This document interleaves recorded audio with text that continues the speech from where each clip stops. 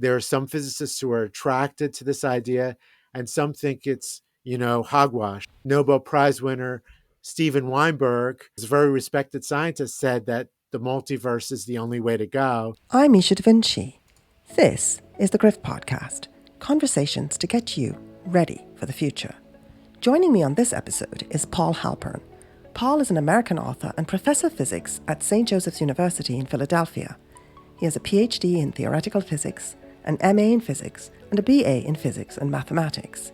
He was the recipient of a Guggenheim Fellowship, Fulbright Scholarship, and an Athenaeum Society Literary Award. He has published numerous research articles in the fields of general relativity, cosmology, chaos theory, and complexity. Paul is the author of 18 books on subjects ranging from the history of particle physics to the nature of time. His books have been widely reviewed in Publishers Weekly, Nature, Scientific American, Sky and Telescope, New Scientist, and other leading publications. He has appeared on many television and radio shows, including the PBS series Future Quest and the national public radio show Science Friday. This is a wild and crazy conversation. We go from Paul's writing process to what exactly is the multiverse. We touch on Oppenheimer, Einstein, and Niels Bohr. We discuss dark matter and the even more mysterious dark energy, how quantum states link humans and things, and we dive into Hilbert space and much, much more. The whole thing is a bit mind-blowing and a lot of fun. I promise you'll enjoy it. So let's dive in, learn about the multiverse, and get ready for the future. Paul, thank you so much for joining me today. Thank you for having me on your show. It's a real pleasure. You are a prolific writer. Over the last 30 years, you've written 17 and now 18, the 18th popular science books. And I have to just go through them for our audience because this is wild. Time Journeys, A Search for Cosmic Destiny and Meaning, 1990. Cosmic Wormholes, The Search for Interstellar Shortcuts, 1992.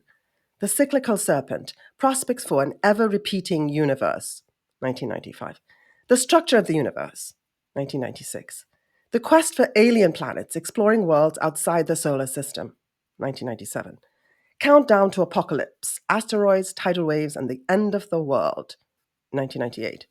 The Pursuit of Destiny, A History of Prediction, 2000. Faraway Worlds, Planets Beyond Our Solar System, 2004.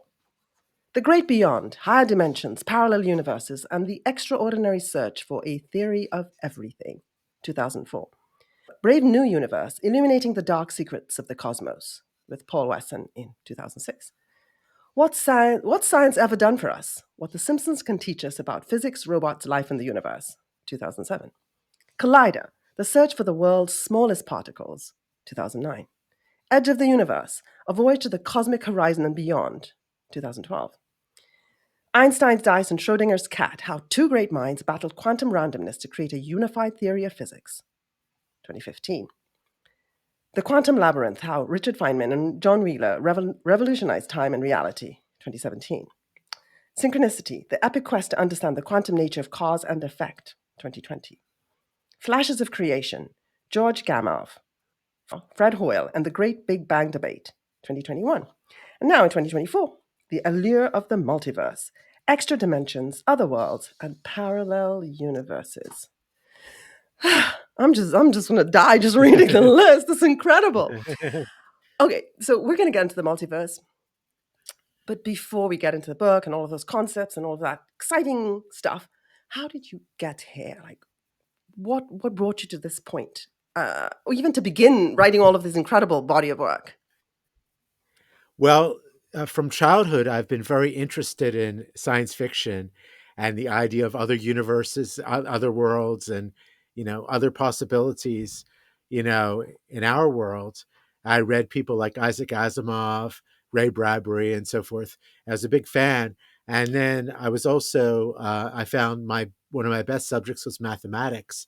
So by the time I went to university, I became interested in studying physics with the hope of connecting physics with culture. And while I was an undergraduate, I took a course in the physics of science fiction, and I asked the professor, what could I do to make something like this my career, like looking at connections between science and culture, because I thought that was a fascinating area. And the professor said, well, first get a hard science degree in physics or otherwise, do some research, and then maybe later in your career, you can explore interdisciplinary ideas such as physics and culture and so forth. And that's exactly what I ended up doing. I got a degree in general relativity, exploring, strictly theoretical ideas about the universe, very mathematical. And I spent a few years delving into the mathematics of Einstein's theory. And then once I got my PhD, I felt a little burnt out with mathematics. And that's when I wrote my first book, Time Journeys, because I wanted to do something that was more literary rather than mathematical. So over the years, I've gone back and forth between more mathematical projects and more sort of literary popular works. And then I've also dabbled in history of science and cultural ideas of science. So published in a lot of different areas, a lot of different kinds of journals. It's fascinating, but I'm always curious as to why a person really becomes who they become. Because I think in life you can take multiple journeys, you can go on multiple different paths. And it's always fascinating, especially when I'm talking with really smart, really learned people, to understand how they ended up becoming who they became. Um, so you say as a child you were fascinated with science fiction and understanding these other worlds.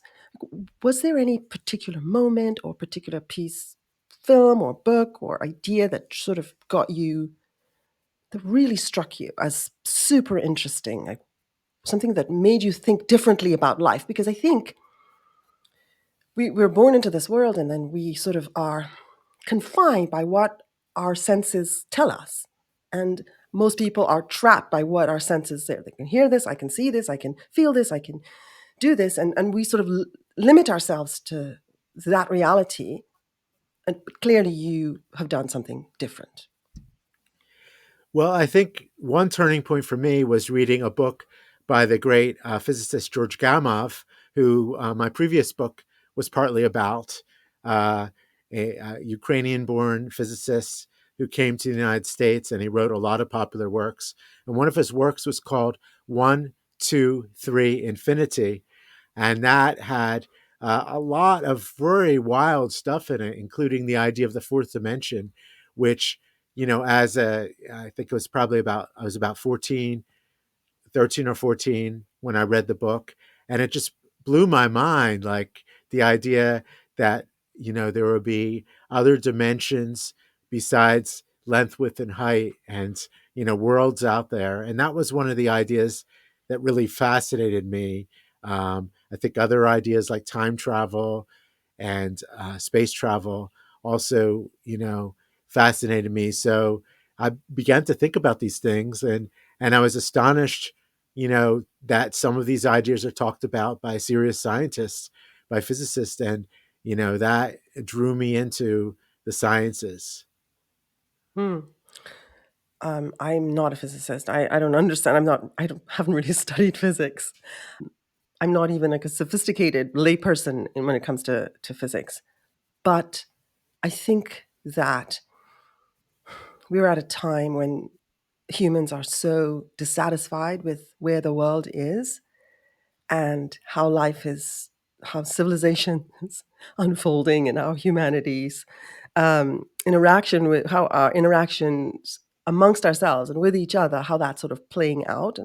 And the younger generations are very, very upset with the sort of state of affairs with climate and what their future looks like.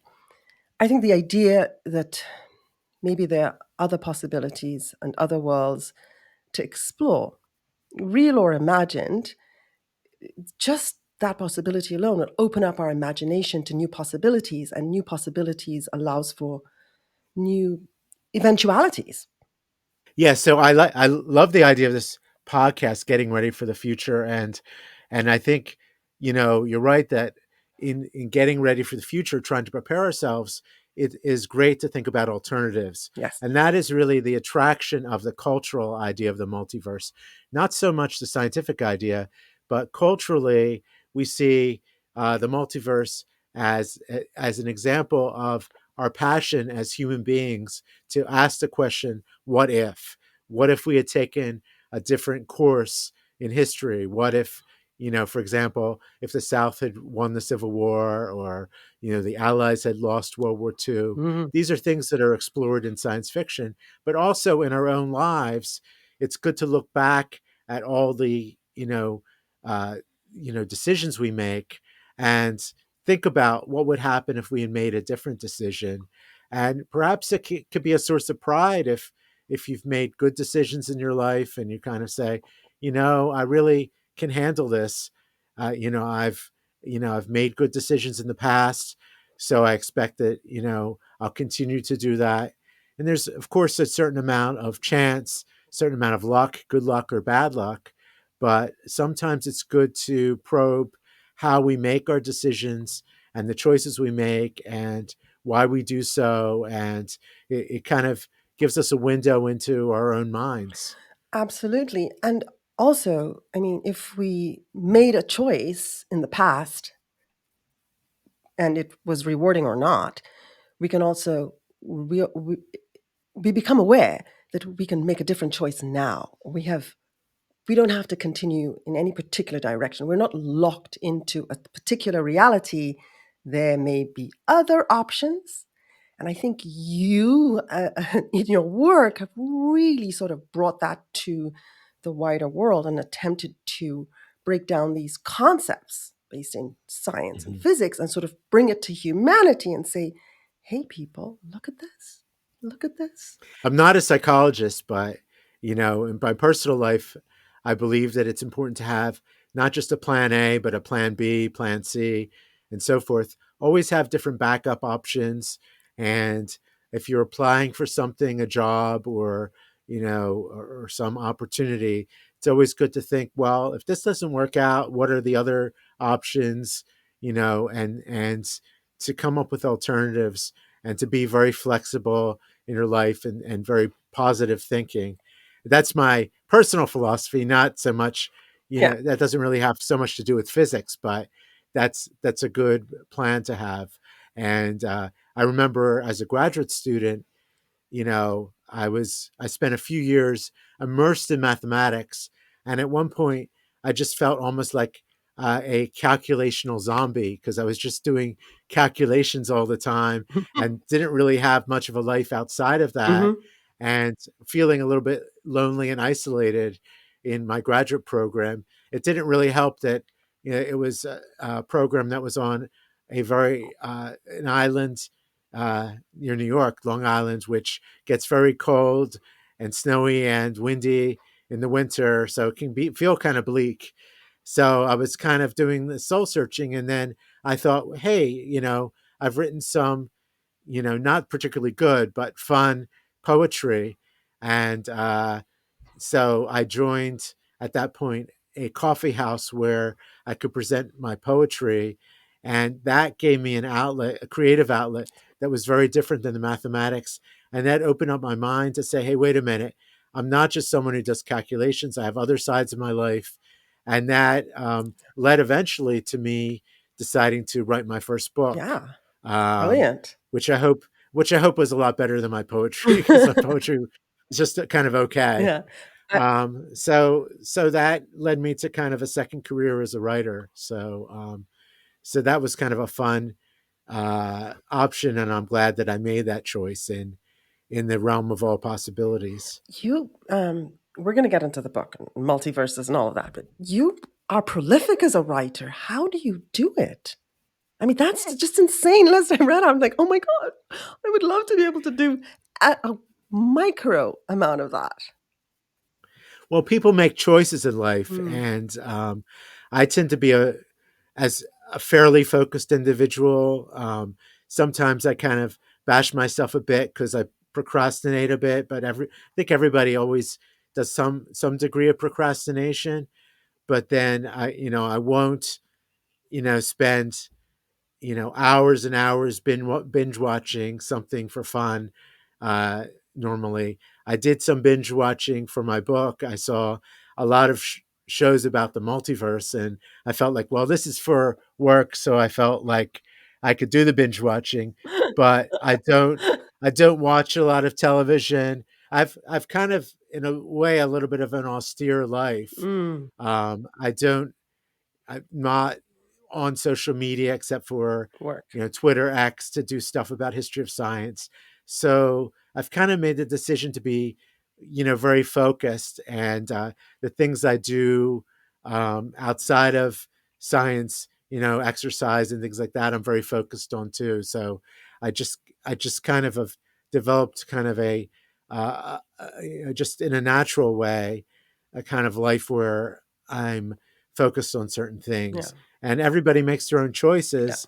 And I'm sure a lot of people would be very unhappy with the choices I made. They'd be like, "What? Don't watch the Super Bowl? What's wrong with you?" But I don't really watch, just my preference. I don't really watch sports games.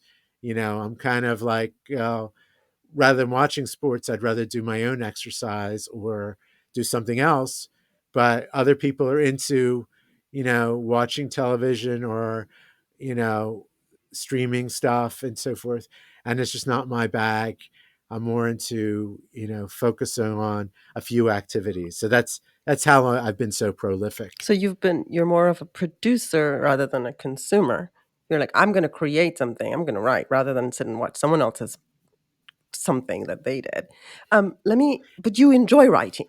Do you enjoy, when you're sitting writing, do you find that joyful and rewarding, Well, the process well, itself?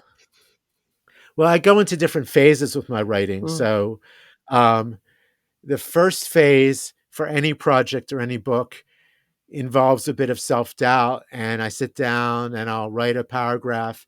I do a lot of my writing in coffee shops, like cafes. So I'll sit down, get some coffee, and then I'll write a paragraph, and I'll be like, that doesn't quite work. And then I'll just save it in case I need it later. Then start a new page and another paragraph to start off. And the first few days or even weeks, I might write just like a couple paragraphs, and then I might get slightly frustrated by that, but that's the way it is always. And then I go through some period where I'm a little bit more regularly writing, like maybe writing a page a day or something. But then I might get distracted or involved in other things, like I teach classes, I do other things, committee work, and so that's my second mode. So it's a little bit starting off with a little bit of a slow walking pace, then getting into a jog, and then when I realize my deadline is approaching, suddenly I go into a kind of a panic mode, and I go into a bit of a sprint. And that's, believe it or not, where my most natural writing comes up, because then I'm really 100% focused on the yeah, writing because I'm a little bit panicking. yeah. And that's where my brain gives me a lot of help, because sometimes I'll wake up and I'll have like a few paragraphs in my head, and I'll just desperately find a piece of paper to write them down, because then at that point I'm so immersed in what I'm writing Mm, that my brain is producing stuff automatically. And that's kind of exciting but a little bit scary, mm, and especially for family members, if like it, the time when I'm doing the sprint mm. and I'm really immersed in my writing, I can be a little bit spacey. So I'm kind of thinking about the 1920s or something like that. And then I'm like, oh, yeah, okay, I'll take out the trash. And then I kind of put that out, in the back of my mind. And then later I'm like, oh, what was I agreeing to do Yeah. again? Um, you're making me think of Einstein when he, got his great ideas when he's deeply ruminating on something and then he goes to sleep and then boom, it sort of downloads into his brain. I don't know. And then you watched Oppenheimer, Yeah, right? Because you gave yourself permission for that because that was research, right? Um, right? right. That's right. Yeah. Well, that I wasn't researching anything for that. Although I have to say, I was thinking about uh, writing an article about Oppenheimer Mm, and his relationship with John Wheeler. Mm. So I'm going to give a talk about that. So it was recent. Actually, Yeah. actually, yeah, it's always I do see mindless things. My wife and I saw the movie Barbie for New Year's Oh, Eve, and I'm not sure if I was researching anything for that. I don't plan to write but an that was article about multiversical. about Mattel toys. Yeah. Okay, well, it was kind of whimsical. Yeah. So, and I thought I'd see the second part of the Barbenheimer Yeah. duo. Yeah. Yeah. So, um, but yeah, I am very focused, but Mm. you know, occasionally I'll do something that's completely unrelated to my research. So in Oppenheimer, when he is those early parts where we see him really, you see a CGI sort of representation of what's going on in his brain, or what they were saying. This is what's going on in his brain. You see the collision of all of these energies and lights and patterns and movement, and it's um, I'm so you're telling us about your process for writing, and I'm thinking about these great physicists and their process for coming up with their work, their ideas, and it's the same thing. It's a total immersion, a surrendering to this new sort of coming together of thought, that that's what's happening. So it's human thought that's comes before the science, or the science is triggering a human thought, a new possibility, and then you say, oh, here's a scientific formulation for this new blah blah blah that I conceptualized in my dream or in my deep thought or whatever. Does that make sense?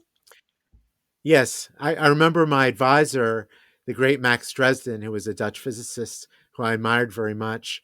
And when he gave me my project on chaos in cosmology, chaotic dynamics in cosmology, Mm, as a graduate student, he handed me a long paper. And I remember it was toward the beginning of the summer. mm, And he said, here's a paper. I know he knew that I was doing some traveling during the summer. I traveled around Europe that summer. And he said, well, I want you don't have to seriously look at it. Just dream about it for a while. And I always remember that dream about it. And I ended up not looking at it the whole summer, but then I looked at it again when I got back. Um, but it is true that sometimes the brain, mm, if you're presented with a lot of information and then you go to sleep, you might wake up with a solution. And in my case, it's more like waking up with some ideas for some paragraphs or an analogy. Um, brilliant. Sometimes they work, sometimes uh, they don't work, but you know, I quickly write it down. I have all sorts of scrap paper. I usually end up not writing on the computer initially, but just finding like a piece of scrap paper, like a napkin or something like that, and Mhm, I write it down, and mm, then just put it in my pocket, and then when I have a time, transfer it into onto my computer and write it down. mm. I love it. Okay, so the multiverse. What is the multiverse or a multiverse? So what is, let's start at the very basic level. So the conceptual or cultural idea of a multiverse is very different from the scientific idea, as I point out in my book. So the cultural idea is examining the question of what if, looking at alternatives, and looking at like what if a superhero was different, grew up differently than he or she was presented. So that's in the Marvel multiverse. We look at different versions of Spider-Man. So the original Spider-Man was somebody named Peter Parker who got bit by a radioactive spider and acquired all these superpowers. Mm, And then the more recent one involves Miles Morales, who also gets bit by a radioactive spider and grows up, but he grows up under very different circumstances and has kind of a different approach to being a Spider-Man. And the into the Spider Verse and Across the Spider Verse movies convey that those differences in a wonderful way okay. using state of the art animation. Yeah. Now, contrast that with the scientific Yeah. idea. So, the scientific idea is twofold. One has more to do with quantum physics, and the other has to do with the large scale of physics, the largest scale, which is the universe itself. In quantum physics, the main multiverse idea is called the many worlds interpretation of quantum mechanics. And that was developed in the 1950s by a researcher who was a graduate student at the time named Hugh Everett III. And he was examining the question of what happens if you take a quantum measurement. And the traditional idea for taking a quantum measurement is that you have all these possibilities out there, all these different states, and that once you take a measurement, like a row of dominoes, they all collapse down to one pile, one possibility. Mm.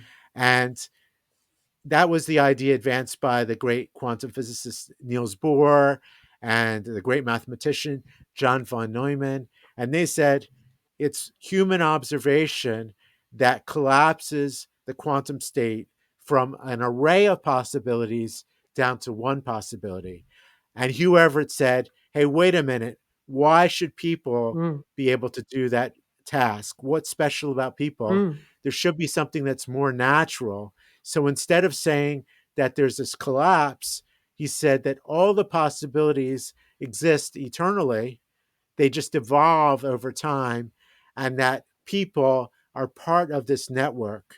They're linked intrinsically with these quantum processes, and they're all connected, and that the quantum state of things and the quantum state of people are so linked that when there are multiple possibilities in the quantum world, there are also multiple states of consciousness that we have that uh, if we're taking a measurement, there are different versions of ourselves that branch out and see different Yeah. results for that measurement. Okay. So, what do you think about that? As a human being, being aware of this line of thought and study, and but being human and still experiencing reality in the physical world, what do you think about that? Is this from an intuitive level, not from a scientific level, but from an intuitive level? Does it make sense to you? Does this is Well, can this be a reality that this is what's actually happening? There are many quantum worlds and many quantum versions of ourselves, and what you just explained so beautifully. Well, the fact is that quantum physics itself is really weird. So if we were starting with a classical model, Mm. the Newtonian model of saying, okay, you know, you pick something up and you do it with a certain force and you get a certain result and there's only one possibility, that would be one thing. But what Hugh Everett was starting with is this quantum idea of superposition, which means a blending of all these states. Hmm. So in standard quantum physics, you have all these possibilities out there already. So you might have an endless array of options. So, for example, take the particle an electron and you're measuring its position. Until you measure that position, the electron could be 1 centimeter to the right of a target, 1 centimeter to the left of a target, or anywhere in between. And all you know is the probability that you would get a certain result.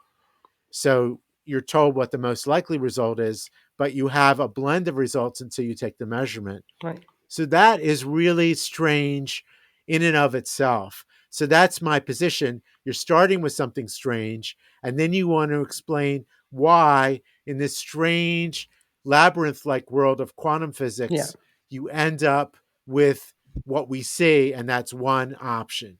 So the question is there a physical process that narrows down all the options to one, Mm. or is it a mental process? Is it kind of an illusion that we're narrowing everything down to one, but in reality, it's just that different versions of us see the different possibilities. So once I express that in that fashion, it's not as far fetched. It's still weird, but quantum physics itself is weird to imagine this bifurcation into all these different, parallel universes. So, from what you're saying, and as a layperson, Here's what it sounds like to me. We have a physical reality, we have a mental reality, we have multiple mental realities.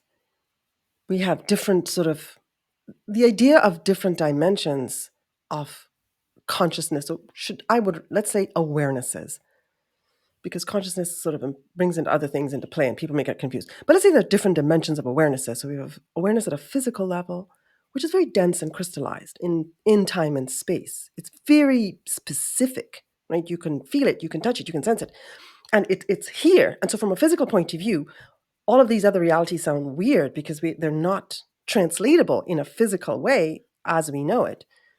But the idea that there other worlds exist and other possibilities exist, and that there's so much more to explore. So this whole quantum physics sort of bringing this awareness to us as humans that wait a minute, we're there's so much more that we don't know here. We only know what we are seeing, and we're exploring it from a very we're testing physical things to come up with realities. Meanwhile, every great new thing came about because somebody said, excuse my language, fuck this physical thing that I think exists or the way that it is. I'm going to try it a totally different way and come up with a totally different idea. And then, boom, later on, it's proven completely correct.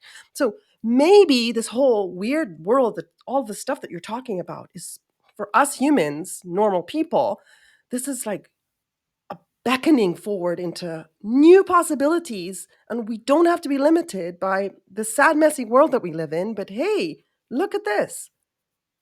At least that's where I'm seeing. It's Yes. just like, oh my God, we haven't even started. We're not doomed to disaster and to wars and to, planetary annihilation by stupid capitalistic, excesses. Wait a minute, people. There are other worlds to explore. Oh my God, this is so exciting.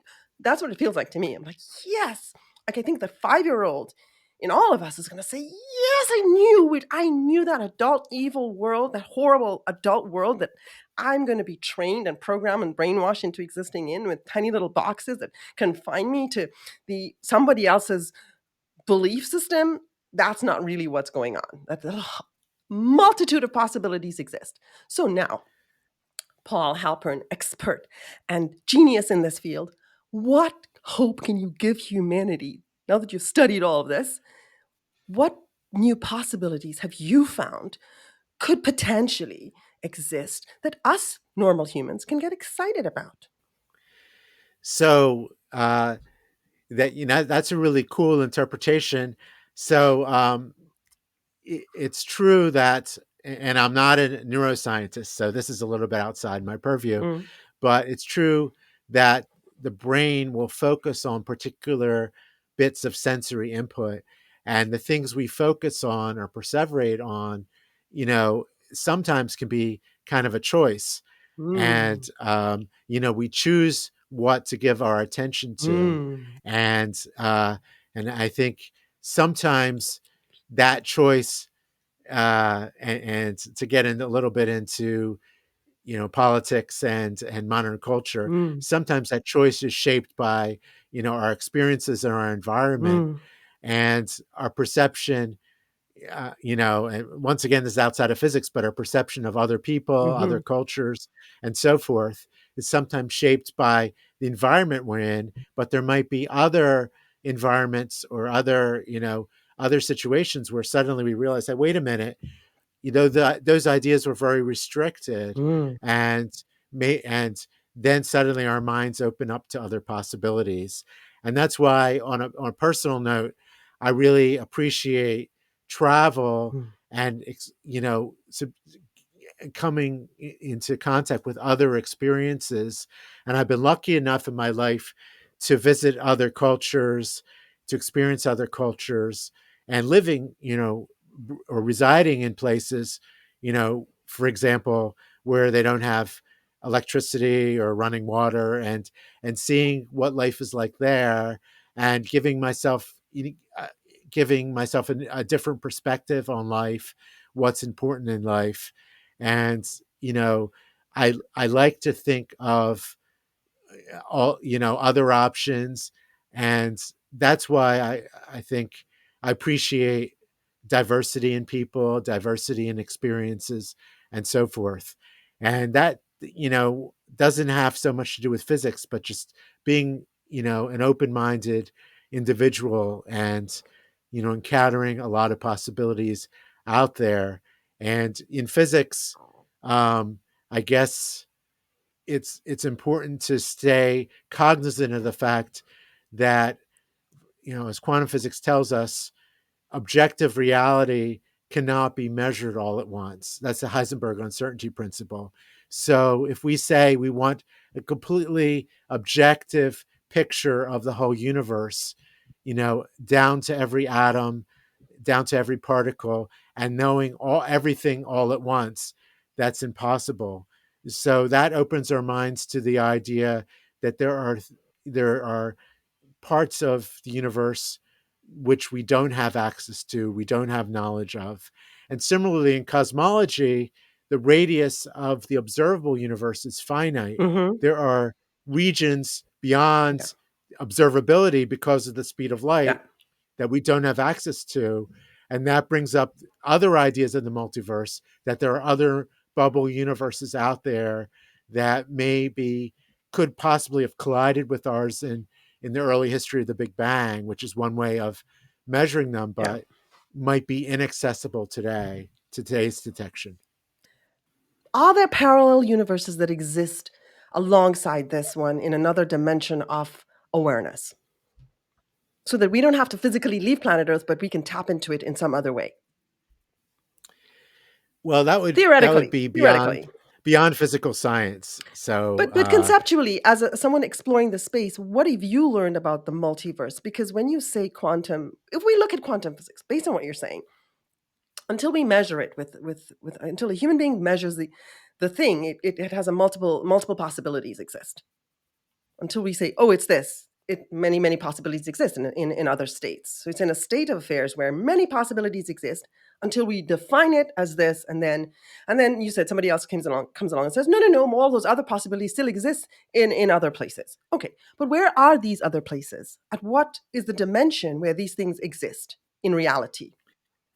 I mean, what is this? Is this in them? It's Well, weirdly enough, quantum physics imagines something called Hilbert space, mm, which is an abstract space of all the different possibilities ah, that are out there. ooh, Now the question is, where is where it? is it? And quantum physicists don't say it's an abstract space. So But you nonetheless, can it exists. yes, Hilbert space. Do you do And you in think? Mhm.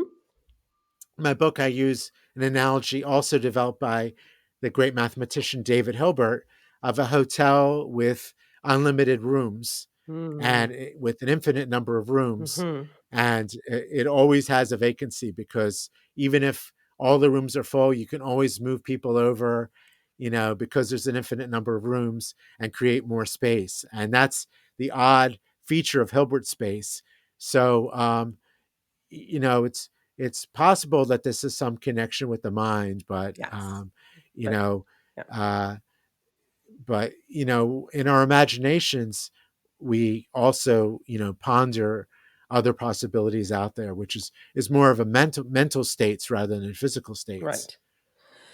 So, as a scientist, you can't just say things because then your credibility will be questioned. But I can say things. I can say anything I want, and so it sounds to me like other worlds exist, mental worlds exist, worlds exist where ideas, possibilities, other choices for humanity exist, and we can choose a whole array of possibilities that are maybe quite superior to what we choose to physicalize in this world. So we've an array of possibilities exist in this world, Hilbert's world. Hilbert's, right? Hilbert's, yeah.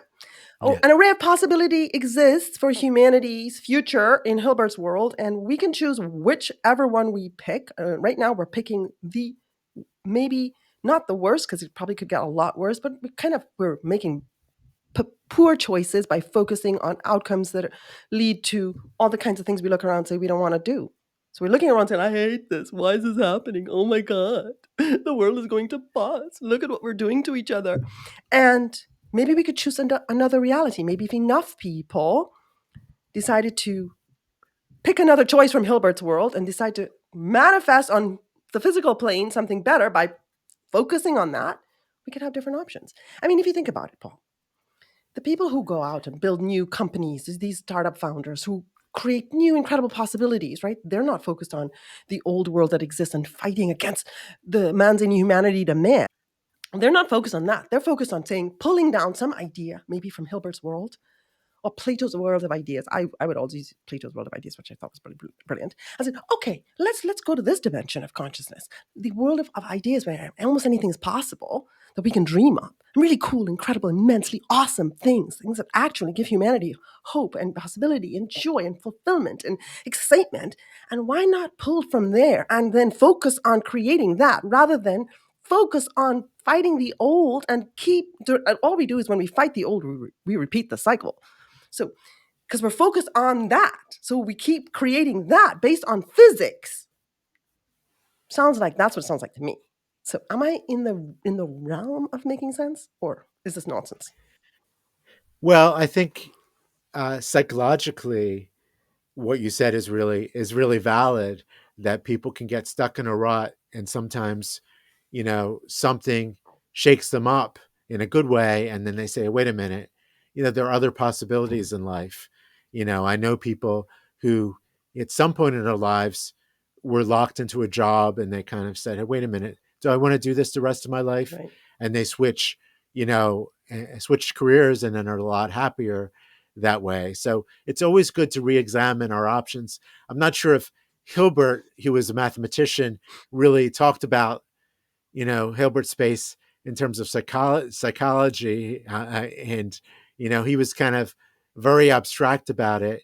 This idea of infinite number of dimensions and possibilities, and that was used by physicists that way.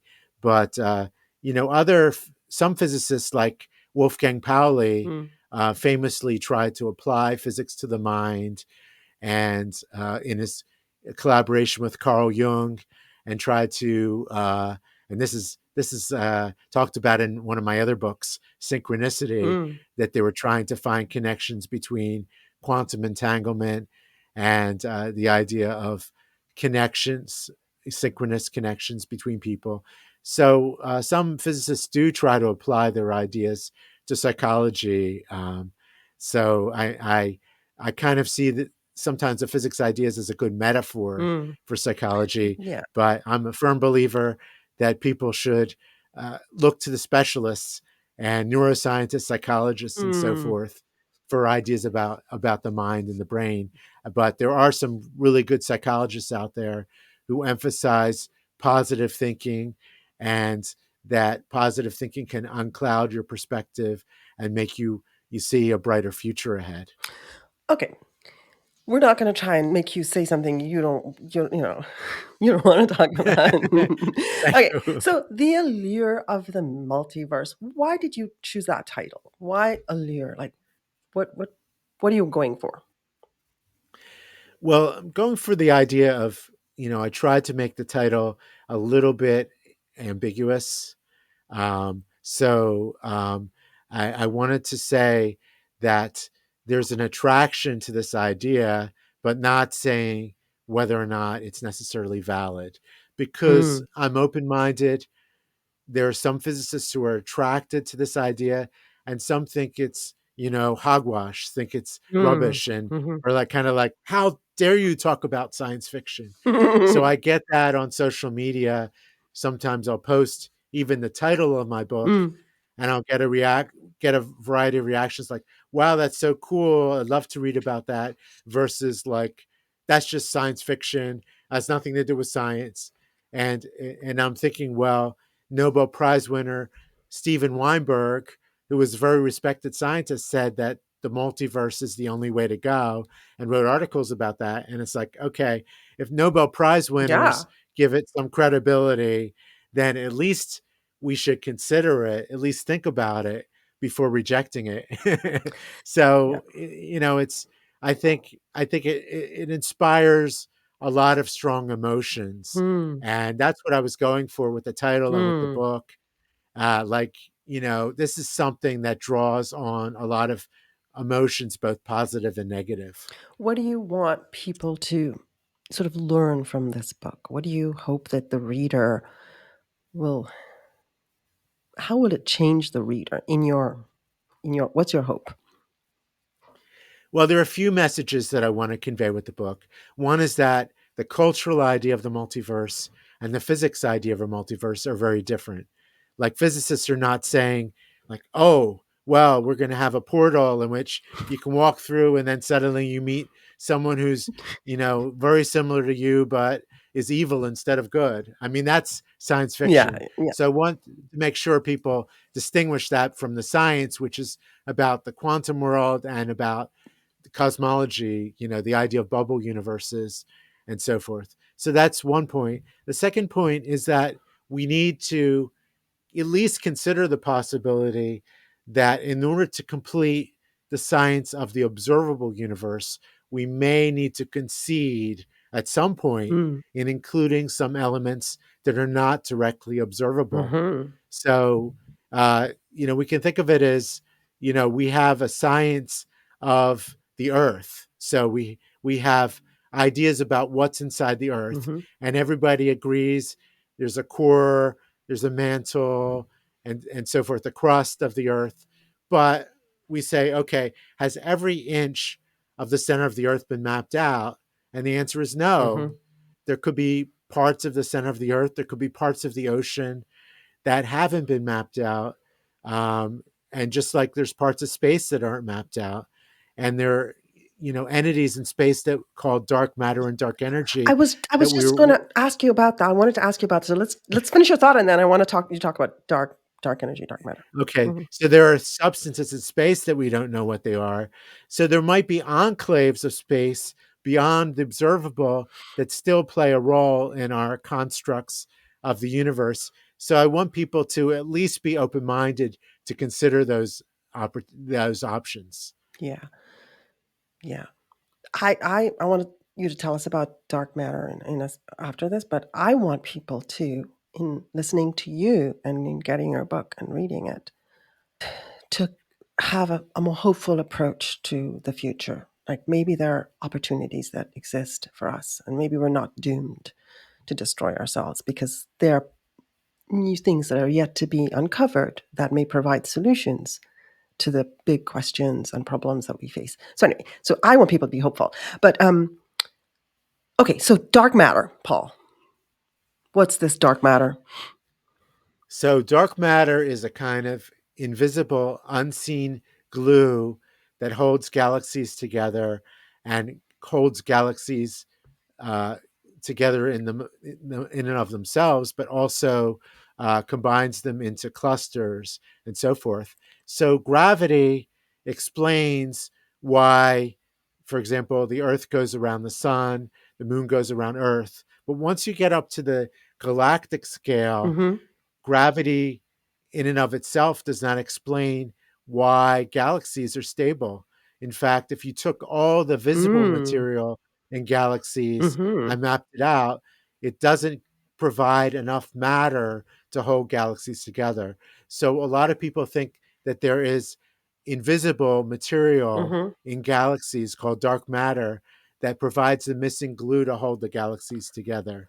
And but scientists don't know what it is. We're trying to Figure it out. test in particle colliders, Mm. different hypotheses, trying to detect it through cosmic rays and through other methods, trying to sense what dark matter is, trying to map it out.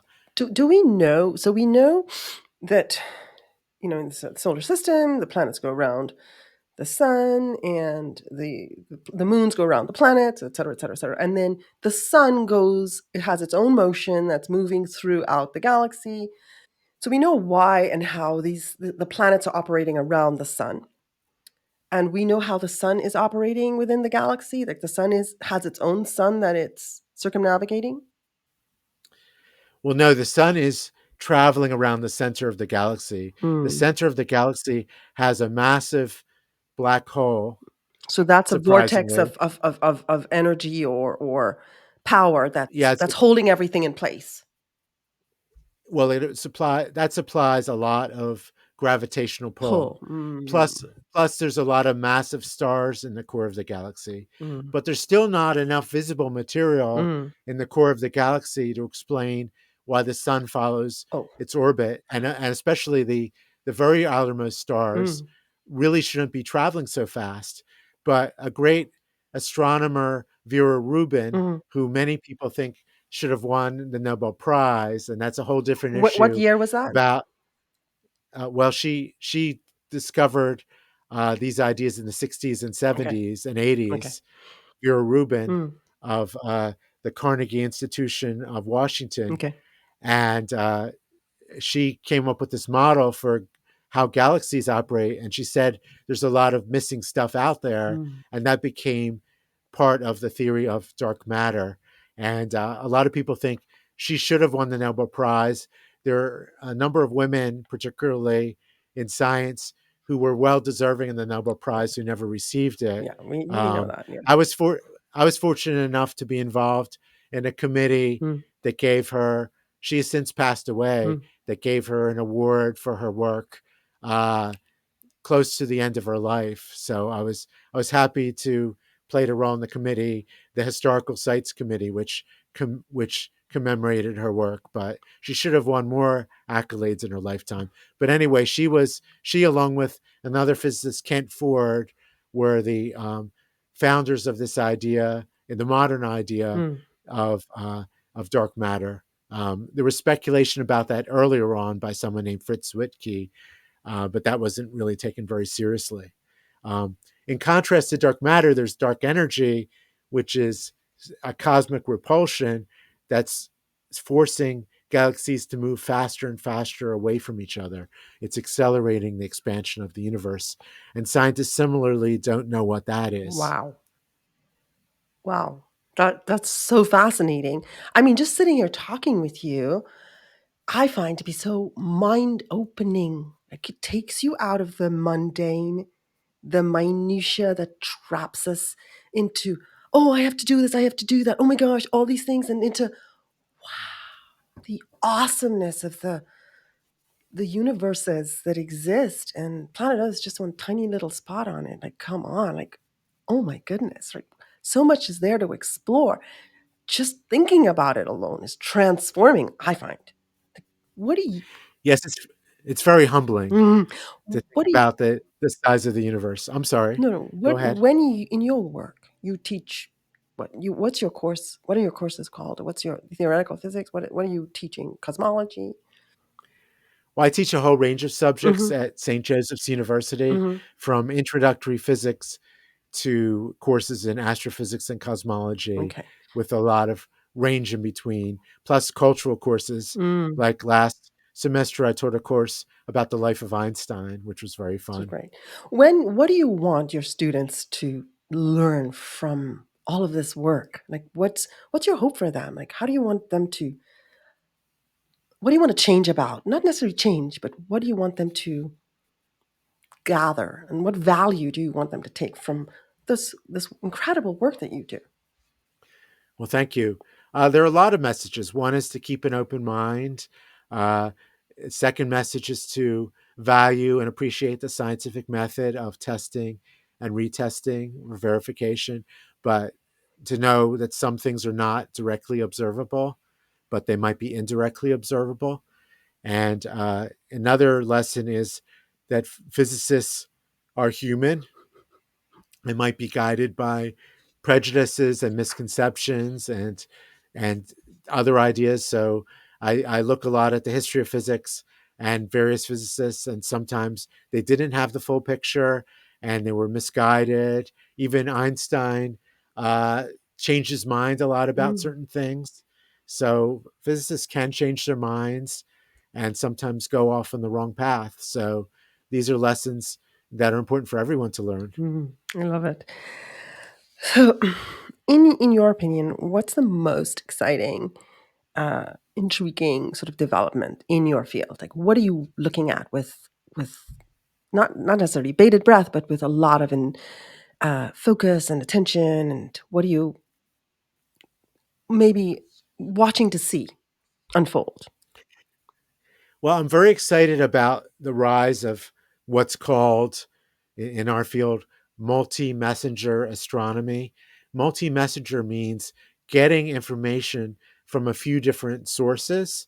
And old fashioned astronomy, the original old fashioned astronomy in Galileo's day, relied upon visible light. And then later, that was switched to the whole electromagnetic spectrum, including picking up signals from radio waves, X rays, gamma rays, infrared rays. Hmm. So the James Webb Space Telescope, for example, is picking up infrared radiation, but that's still all part of the electromagnetic spectrum, electricity and magnetism. But in recent years, scientists have been able to probe what are called gravitational waves, which are ripples in the fabric of space time itself. And these are ways that space itself is causing waves, and we were able to detect these, and they provide a glimpse into the hidden universe, the dark universe, beyond sometimes the reach of light itself.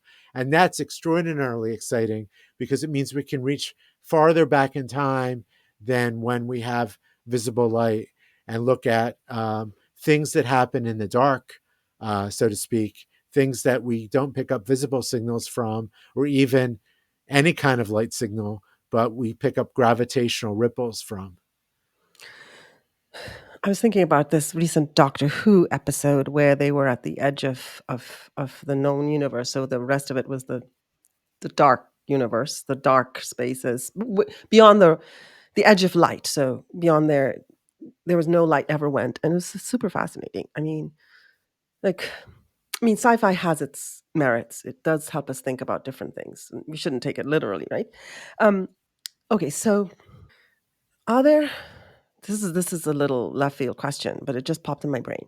Are there other forms of life out there? What are your thoughts on that? I'm not holding you to anything, and we're just chatting. Well, I hope so. I expect so. I fully expect so because, you know, given the vastness of the cosmos and the number of planets out there, it would seem very likely that there are other forms of life on other planets. But so far, we haven't detected actual life outside of Earth. We've detected some of the ingredients, but not actual life. So I'm hoping that some point, hopefully, in all of our lifetimes, there'll be some detection of extraterrestrial life and maybe even signals from extraterrestrial civilizations. Would be very exciting. Hmm.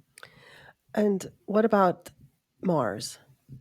What's your take on, you know, Mars building a livable spaces on Mars for humans and all that sort of those endeavors? What's your take on that? And I'm not trying to be controversial or anything. I'm just curious. Like, what do you think? That's a useful endeavor? Something we should be doing? Should we? Is it good or not good? Or you're not? Are you agnostic? Well, I think Mars is a fascinating planet, and I'm glad we've sent so many robotic missions to Mm-hmm. Mars.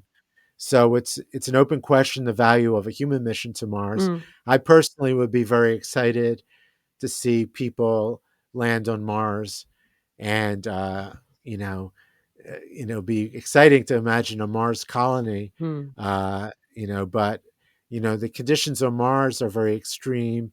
An incredible amount of lethal radiation, potentially lethal radiation.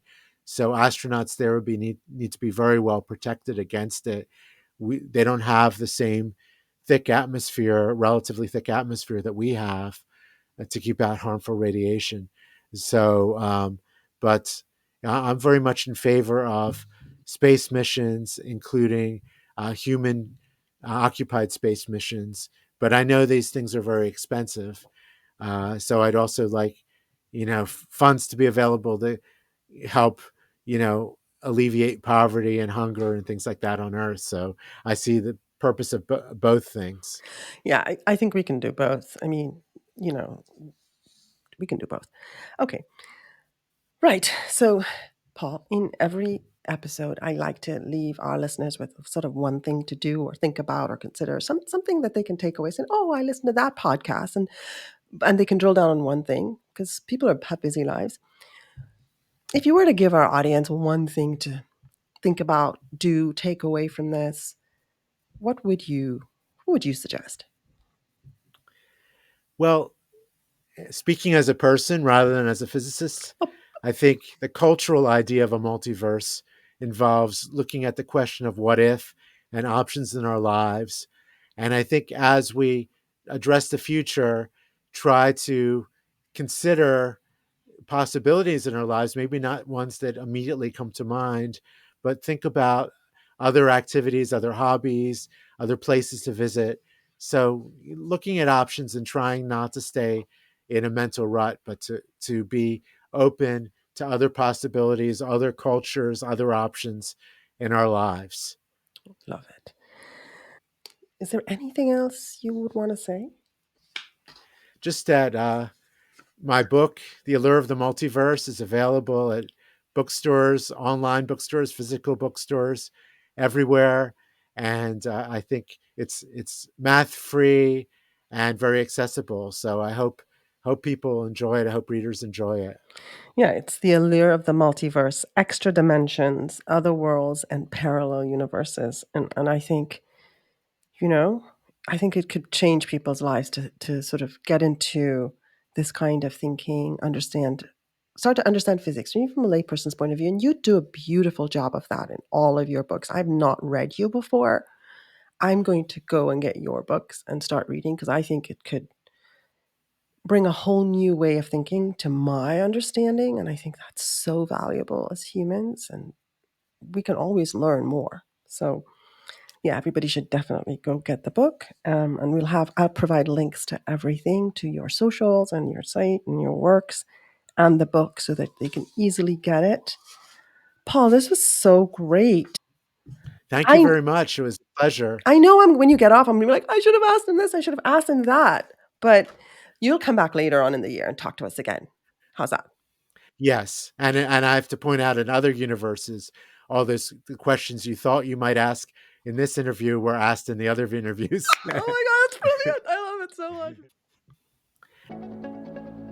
Make sure to listen, follow, and subscribe for new episodes wherever you get your podcasts and on our YouTube channel.